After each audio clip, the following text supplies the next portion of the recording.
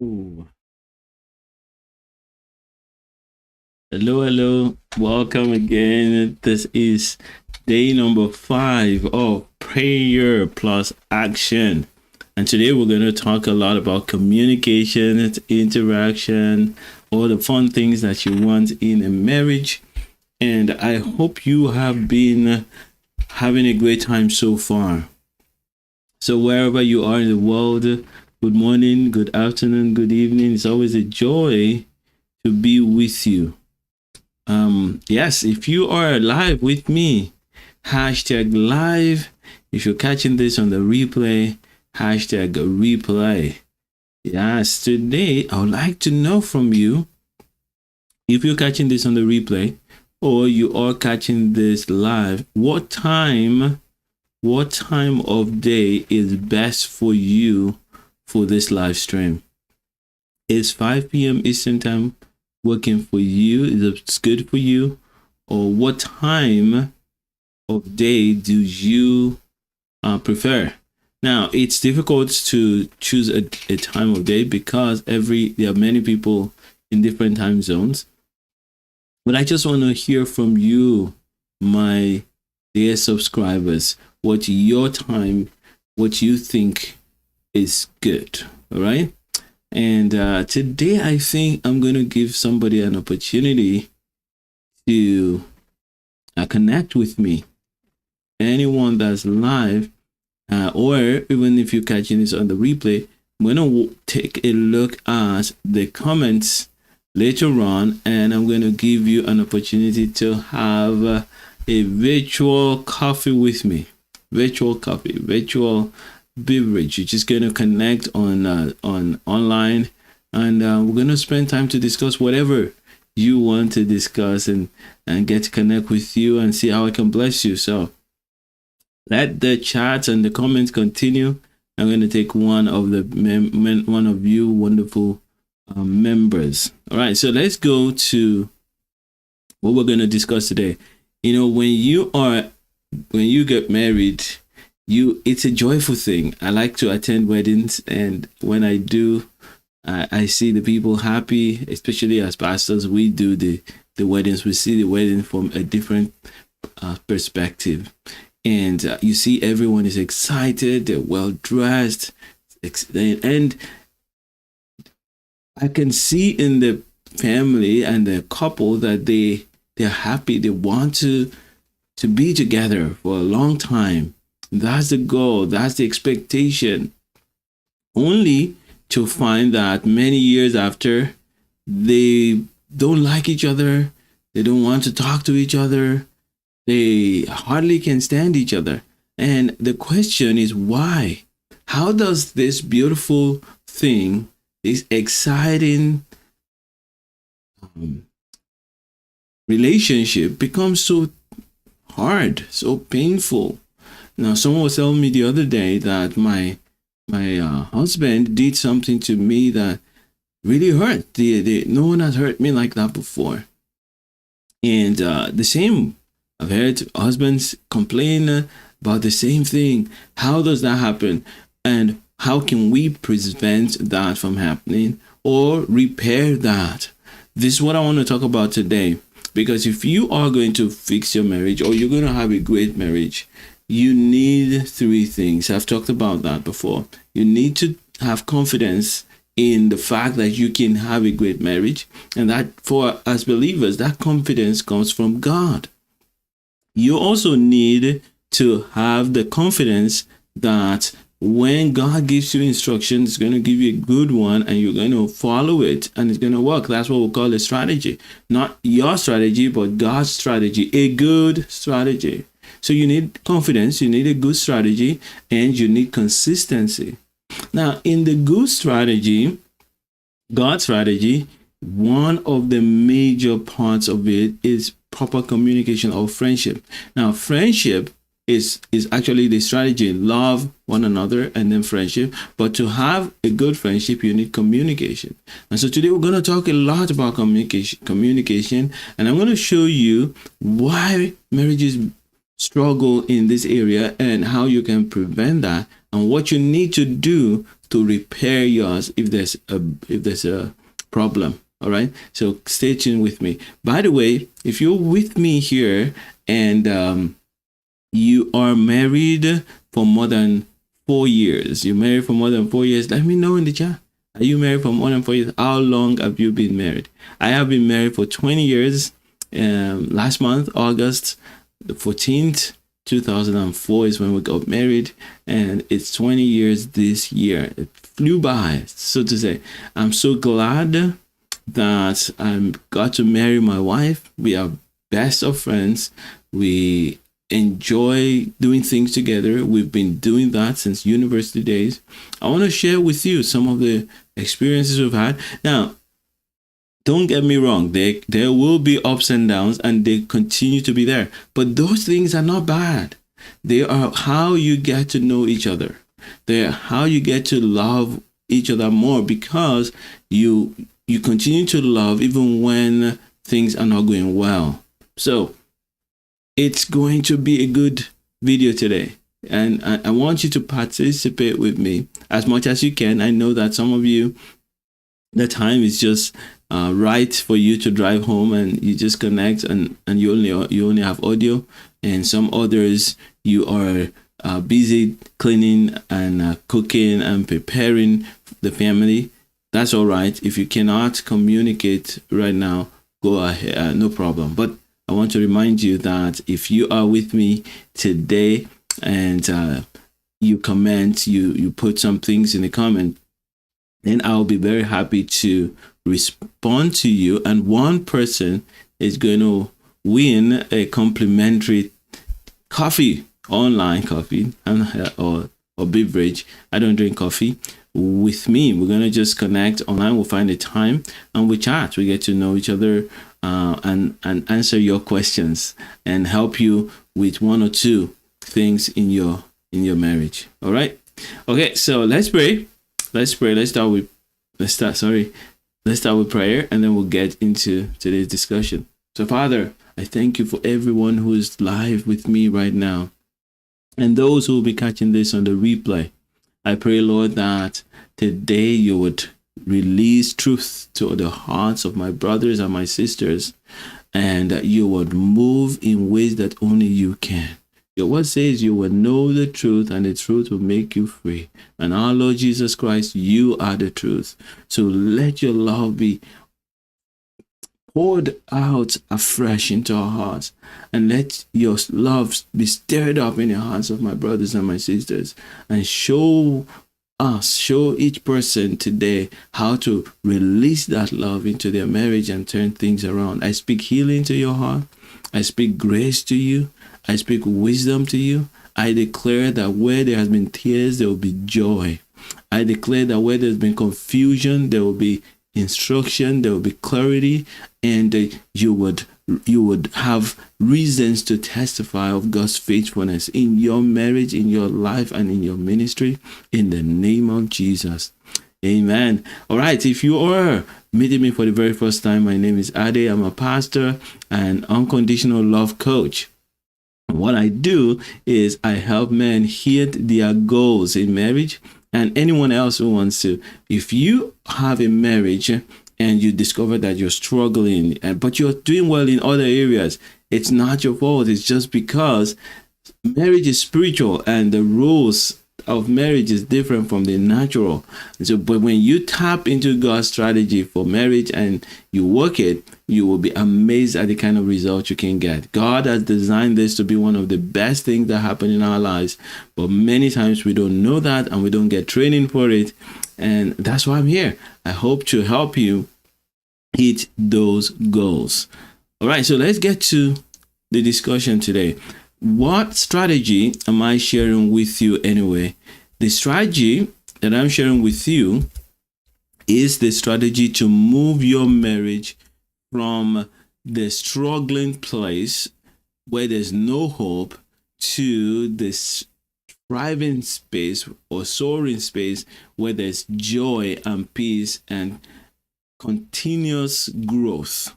All right, so a lot of marriages are struggling and in pain because one person has hurt the other and they don't know how to move forward. So we've been going through the steps to do that, to move from the red zone on this pyramid to the blue zone, from a place where there's only 0 to 10% of peace and joy in the marriage to when there's always 90% of peace, 90% of joy, there's connection, and there's results in your marriage. I want to show you how to do that. And we've been running through the steps to do that. And they are broken into 3 levels. The first level is your heart. Work on yourself. To work on yourself so that you're healthy enough to move forward.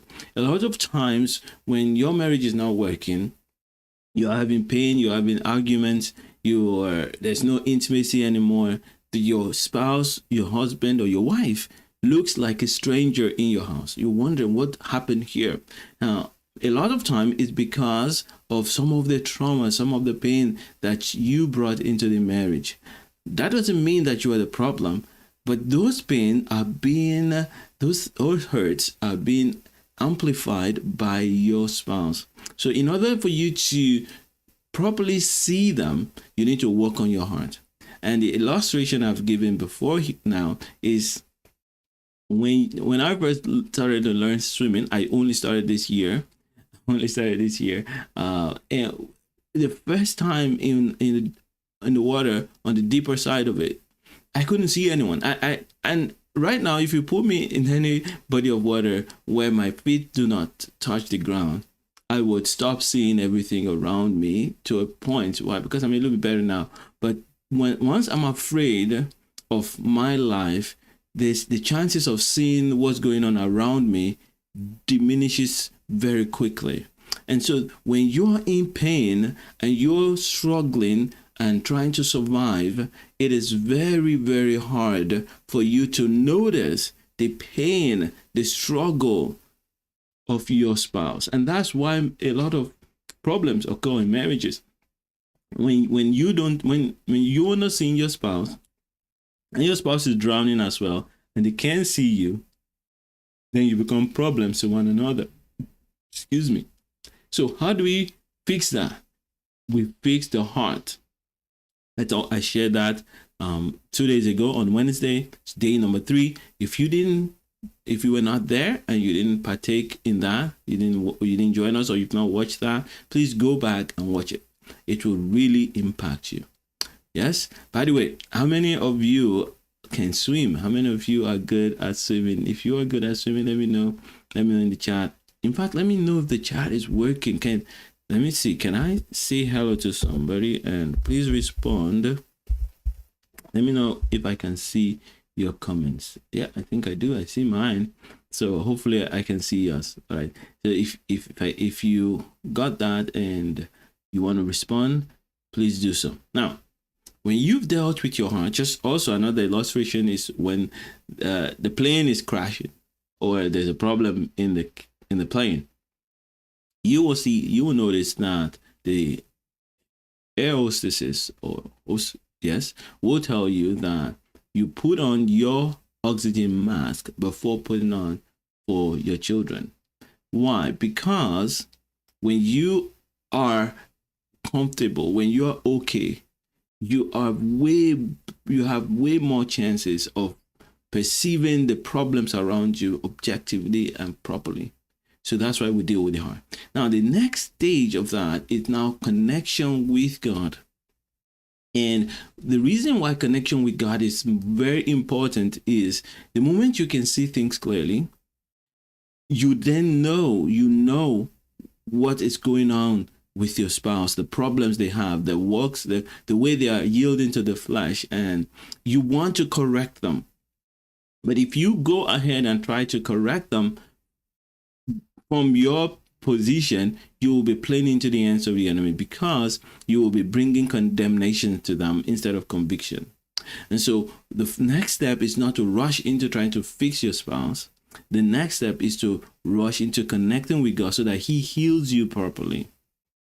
And so we work on that, removing your own masks, connecting thoroughly with God, and surrendering to God, becoming a tool in the hands of God to impact and inspire your spouse. Become the tool that God uses to convict them of their wrong and change them just like he's changing you. All right. So that's the next stage in really building a foundation for what we're going to talk today. And I shared that yesterday. This whole thing, this level of connection, I shared that yesterday. So once you are well connected with God and it becomes the center of your life, you have an unlimited love tank, limited amount of love, because you're not depending only on the love that you have in a moment. You've learned now how to release your heart to God and allow him to love you, to shower love on you. Right. So the example I'll give to that, or illustration I'll give you on that, is when you have a lot of money, when you say you're a millionaire, or you got $1 million deposited into your account, you will notice that when people do something to you that costs you, $100, you will not worry about it because you have an abundance of it. The same with love. When you feel that you have an abundance of love, when people then do things that hurt you, that would have hurt you before, you'll be able to forgive it. Now, if this person has their last $100 that they've been saving for years, and you do something that costs $100, they're going to be very mad at you.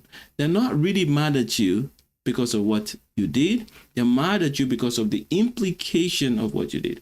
So when you are filled with God's love, and your wife is disrespectful to you, you would be able to see that she doesn't mean to disrespect you. She's just responding to a pain that she's going through. You will even be able to notice that she's stressed. You'll be able to notice that she's afraid.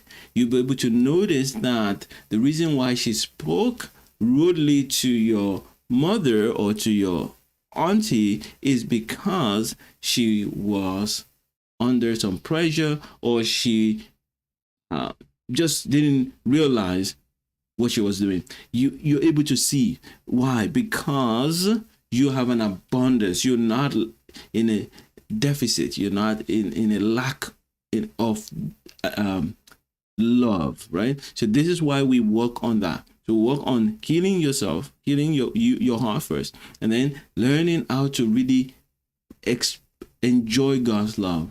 And when all that is in place, then we need to work on communication, because now you have a lot of love in your heart that you're able to handle your spouse's challenges, your spouse's errors, your spouse's foolishness, I call it.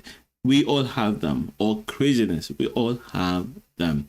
Now, when you're in this space, you will find that you're able to communicate better. In fact, half of your communication problem disappears when you are in the right state of mind.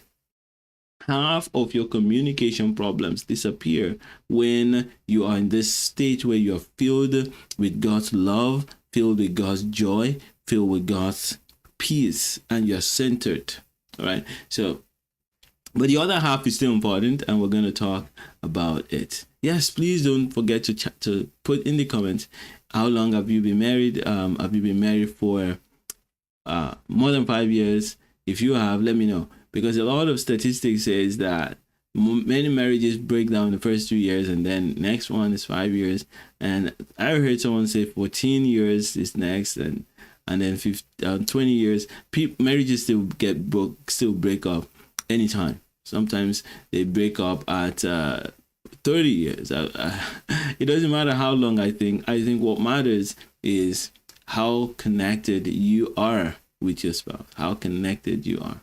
All right, so I want to talk now about friendship, the communication between you and your wife, you and your spouse.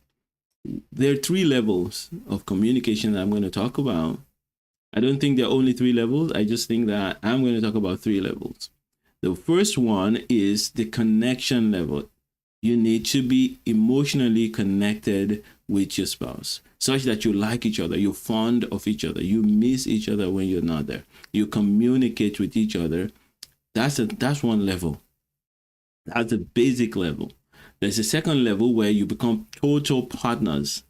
total partners, and the last level when you become intimate partners. So 3 levels of communication. The first one is the connection level, where you just connect as friends. You talk, you share stuff, you enjoy each other, you're fond of each other, you like each other. It is important that you like your wife. It is important that you enjoy seeing your wife. You laugh with your wife, laugh with your husband. If you are the wife watching this, then it is important that you're partners in everything. Partners in everything. I like to ask people when I meet them and they want me to help them, and I always ask, do you have a joint account? It's important. Many times they say no, but that's not a deal breaker. But they join finances together. It's the most obvious thing that you want to try to work together, finances, because you're paying bills all the time. So partnership is the next level of this communication. How do you communicate so that you can share goals, share finances, share resources, and connect also spiritually? And then intimacy is the highest level of connection, because at the level of intimacy, you're not only connecting intellectually, you're not only connecting financially, you're also connecting in your mind, in your spirit, and in your body. So you want to build your communication in all these three ways. Now, let's start with the first one. The first one is connection, friendship, just knowing and liking each other. If you have a marriage where you're struggling with this, you feel like strangers, here's how to start working on it. First, like I said, work on the 2 layers that I talked about, and many of the problems will disappear. But let's assume that you've worked on those 2 layers and the friendship level, the connection is not there. You don't feel emotionally connected to your wife, or you don't feel emotionally connected to your husband. Then you want to start by assuming that they are your friend, they are your neighbor. That's how you do it. Let's assume that this person is my neighbor. How will I treat them? That's how you start. Then you go back and begin to ask the questions that you need to ask. Maybe you know a lot about them, secondary school they went to, what their aspirations are. I will always say, depending on how deep or how challenging the problem is, start with knowing what are their fears, what are their goals, what are the things that they enjoy. When we first started our marriage, we were friends. Yes, I like my wife, I enjoy her, but because I was in Canada, how many years? 4 years before her. 4 years before her, I came to Canada, and then she came after 4 years. I felt that I needed to help her and show her everything. And that was a problem, in the sense that I would always correct what she says. And that began to rob her and our relationship of this psychological freedom. So she felt that whenever she said something, I would respond as if it doesn't make any sense. In fact, I think sometimes my mouth would even say those words, even though that's not what I meant. I didn't mean that she was stupid. I didn't mean that she was foolish. I sometimes would say that what she's saying doesn't make any sense to me because I could see certain things. But that was wrong. And so when you're in a relationship, let me see you properly. So when you're in a relationship, and in that relationship, your partner, your spouse does not feel that they can say whatever they think or what ideas they have, then there's no freedom. There's no psychological freedom in that marriage or in that relationship. And so this is why marriages struggle in communication. Communication becomes harder when you do not permit the other person to speak and not be judged. Okay, let's look at scriptures. So maybe that will help you. Let's look at scriptures. Romans chapter 5. So, sorry, not Romans 5. Let's read first Matthew chapter 7. That's the one that we always like to go back to. Matthew 7. Matthew chapter 7. Matthew chapter 7. Where is it? Matthew chapter 7. Matthew 7, it says there, judge not that you be not judged, for with the judgment you pronounce, you will be judged, and with the measure you use, it will be measured back to you. Now, why am I reading that? Because when your wife says something and you conclude, you say, that's not right. When she feels afraid of something and you say, why should you be afraid of that? Or she thinks that the money should be spent on something and you say, no, that's not true. You can spend money on that. Why would you spend money on that? When you say things like that or act in such a way, you are shutting down your wife. And if you're the wife that does that, I've seen a lot of wives do that. I've counseled a lot. You are shutting down your husband. When you say, no, that doesn't make any sense. That's not good. That's not a good idea at all. You are causing harm to your relationship. So in just basic connection, what you really, really want to do is create a space where your spouse is free to be themselves. And you may ask me the question, if I allow them to be themselves, does that mean that I'm going to allow all sorts of bad things that are foolish, wasteful to go on? No, we are not. I'm not saying that you don't need to share your thoughts about what your spouse says. I'm saying the way you receive them will cause a lot of problem. So at the connection level, you want to learn to connect with your spouse. You want to learn to connect with your wife. Get to know who she is. Don't be her father. Don't be a coach. Don't be a instructor. Be her friend. And how do you be her friend? Listen to her and help her. When you are dating, you do that automatically. You're dating, get to your wife's place of work, or you meet her at her home, and she says to you, you know what, I want to go spend this money that I just got. I just worked and I've just been paid my salary, and I want to spend 90% of it to buy this beautiful bag. That's what she says. And you're not going to say, what, are you stupid? Why would you do such a thing? No friend and no man who's courting a woman does that. What would you do? You're going to say, really? This bag must be very, very important to you. Why is it so important? Why? Because at that point, you don't feel that the money is yours. You know it's not yours. You know it's hers. You know she has a right to spend her money anyhow she wants. You even give her the benefit of the doubt that maybe she has more money somewhere and she has a plan to get some money. And you're right in doing that, because if she was so foolish and so stupid, she'll be dead by now. And you won't even meet her. She won't have a job. So, although the idea may be quite weird, and I used a very extreme example, it is important to make sure that your wife feels safe to discuss her thoughts with you. And so remember how you did it when you were courting her and dating her, and go back to that space again where you give her the benefit of doubt, that she knows what she's doing. She's an adult, and she can choose to walk away from you if you are foolish in your words. When you go back to that and reset yourself into that mode, you are in the process of regaining the connection. The same with a woman. I don't think any woman who likes a guy and the guy says to her, you know what, I'm going to start this business, and when I start it, we're going to make a lot of money, and you can see that business most likely will not make money.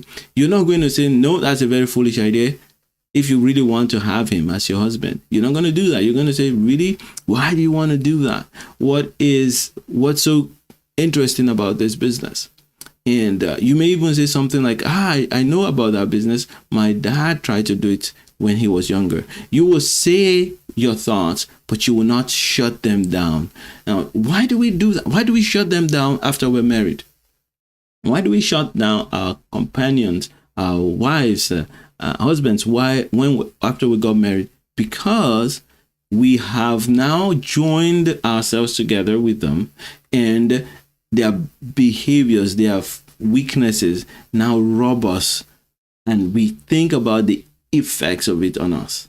So when you were dating your partner, your spouse, you knew that even if they made that decision, it affected them only them.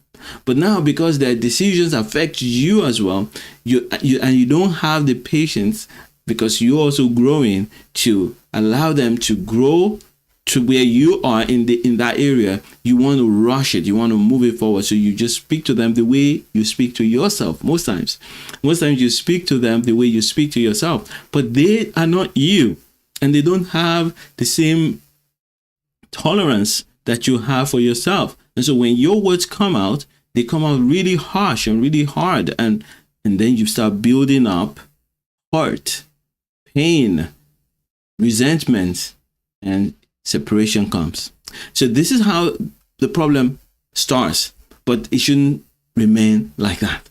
You can change your marriage by learning to treat your spouse with respect.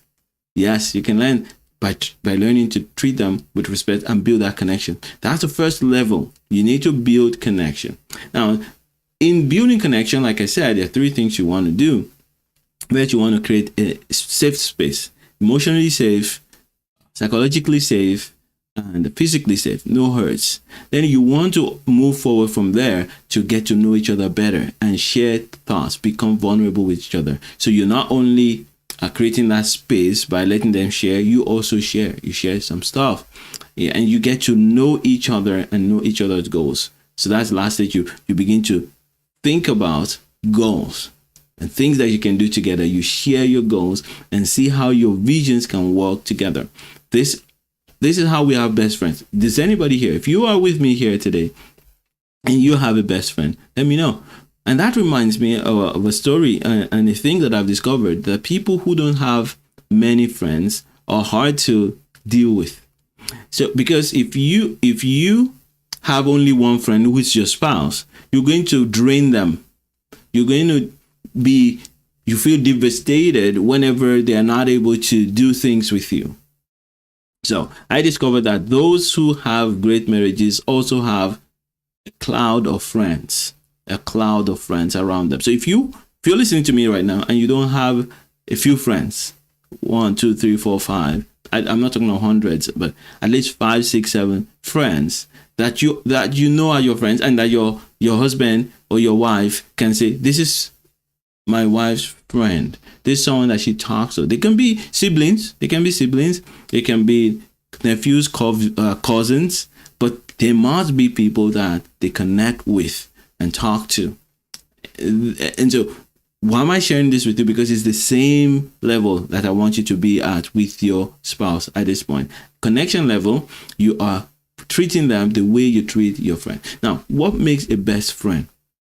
A best friend is someone who lets you be yourself, and when you make mistakes, they join with you to overcome the mistake.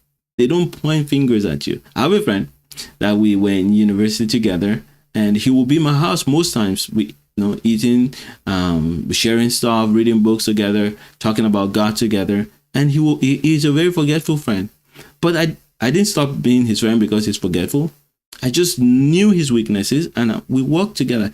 Till this moment, we're still good friends. Over 30 years, our friendship continues. Why? Because I don't aim to change him or control him. I allow him be himself. But many of us have rewired ourselves, and we've thought that marriage is about controlling the other to do what we know is right. Because in our heads, we're not controlling them, we're helping them. And so if you want to learn how to have great friendship and stronger friendship, start by saying, this is my friend. They can be whatever they want, and I'm not going to control them. Now, the second level of communication is partnership. So you're not only knowing them, you're now willingly enrolling them into the things that you do. So you enroll. What's the meaning of enroll? You present the benefits of what you're doing to your spouse and wait for them to understand it so that they can join you. It is challenging. It takes another level of connection. It must be built on connection. You can't learn to enroll your spouse if you can't learn to connect with them. And the communication that is involved here is from the mindset that I love you, I enjoy being with you, I want you to be with me in whatever I'm doing.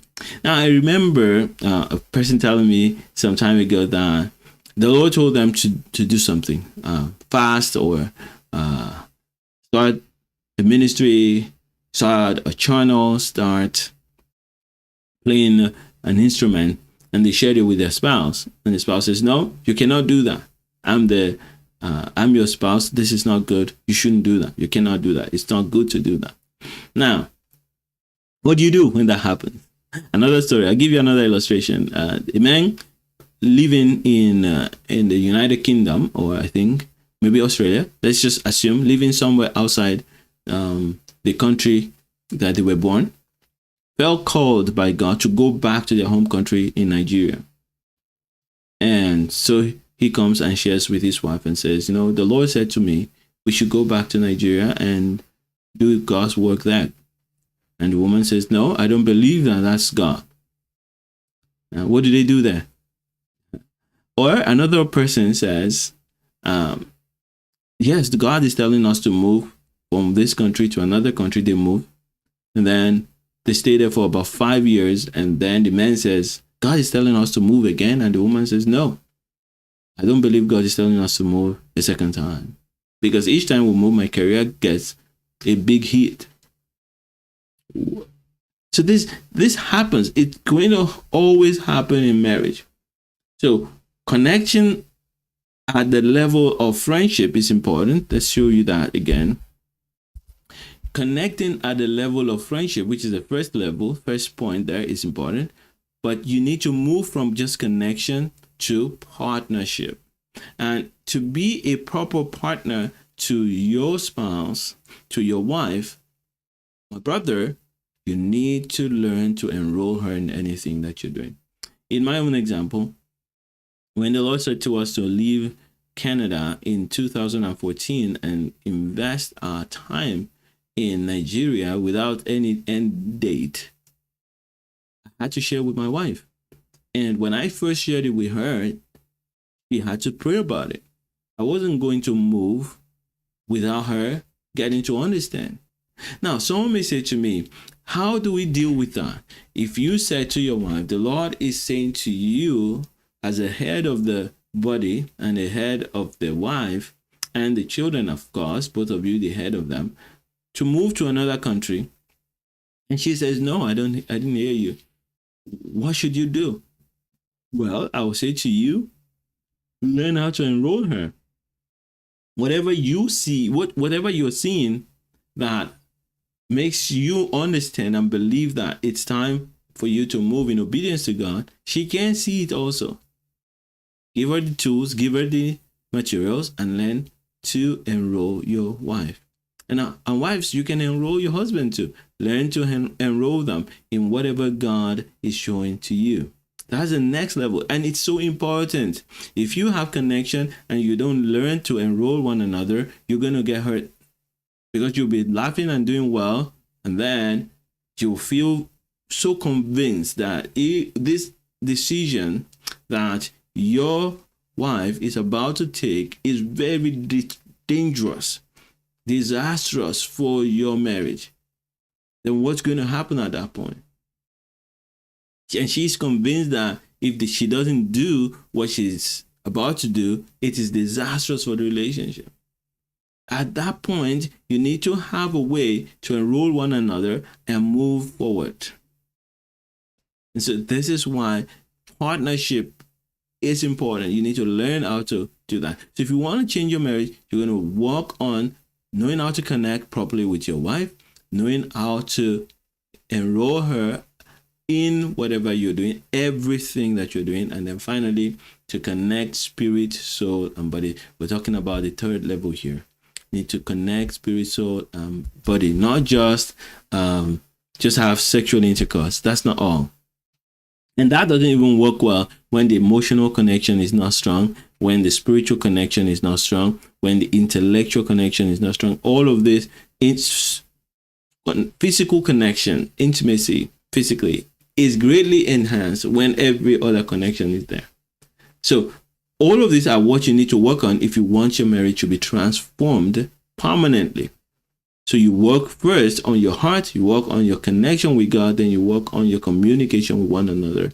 And that means friendship, of course, connecting with one another in fondness and liking each other, and having the space to be yourself. Then connecting, enrolling each other into everything you do as partners, and finally connecting spirit, soul, and body. That's it. And if you can do all of this, you will have testimonies to share. And I look forward to hearing your testimony. I look forward to knowing that you are putting this strategy into practice. All right. So that's what I have for you for today.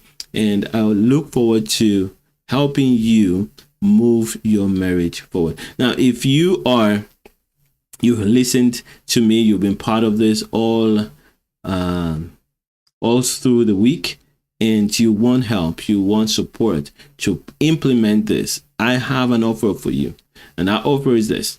If you register for my signature program, which is called the Love Workout Gold membership, it's a $97 a month membership right now.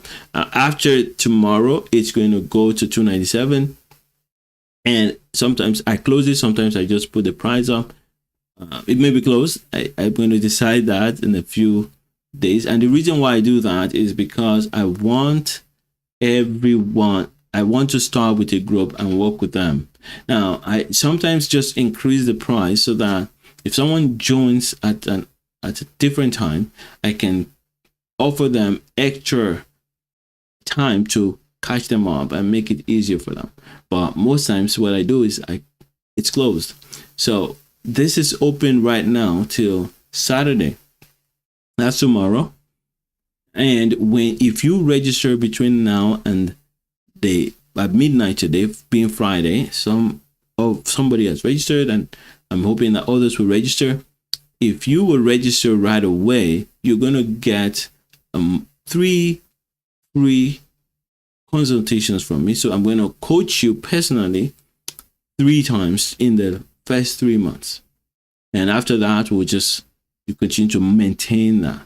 So you get an extra personal touch to get you moving. I want to put an end to the pain, the stress, and the problems that you are facing in your marriage in 2024.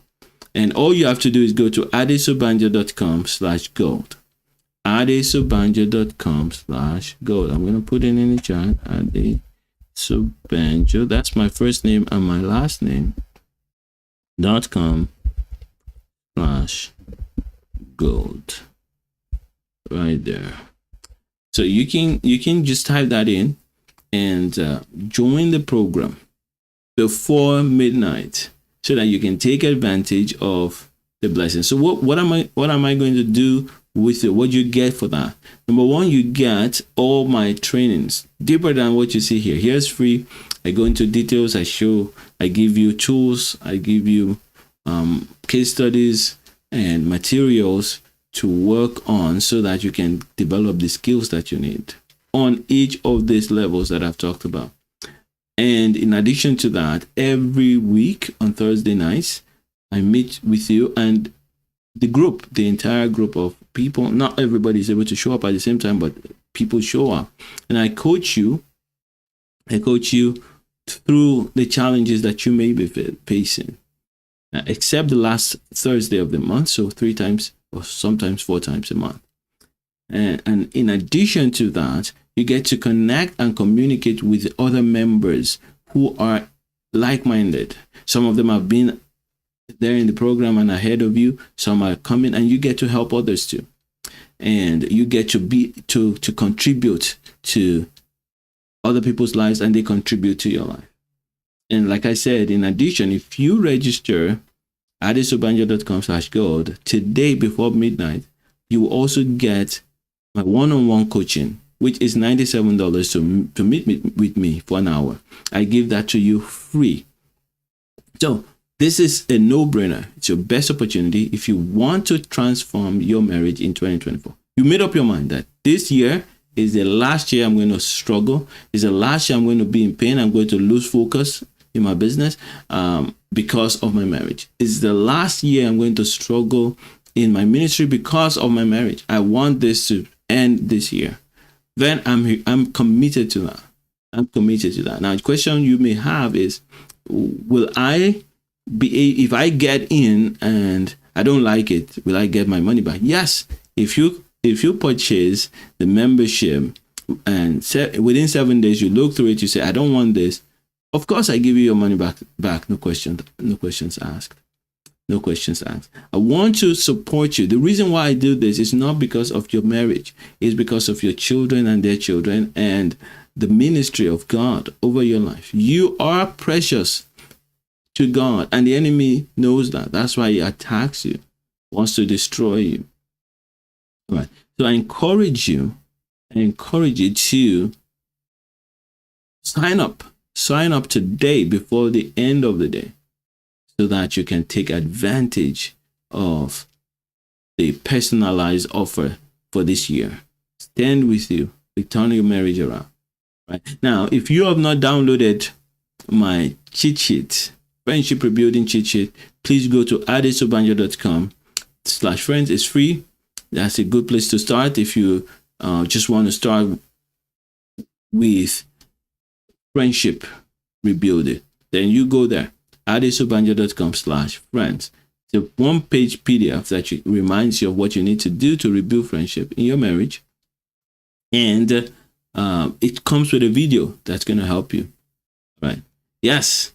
So those are the things. I'm glad that we've been able to go through these 5 days to look at God's strategy for the marriage. Next week, I'm going to go through consistency, and I'm going to take some case studies on marriage. So we're going to go through consistency. How do you stay consistent? What are the challenges that you may face along the way, and how to overcome that? We're going to talk about that next week. And may the Lord bless you as you continue to engage. I salute and applaud your effort. You've been going through this, and you're here now on day number 5. I applaud your effort, and I believe you are in for a great time moving forward. Every seed that you've sown in the last 5 days is precious. If you don't give up, you will reap. All right. So once again, the Lord bless you. The Lord keep you. And until we meet next week, Monday, continue to love like Jesus and make mega impact. Bye for now.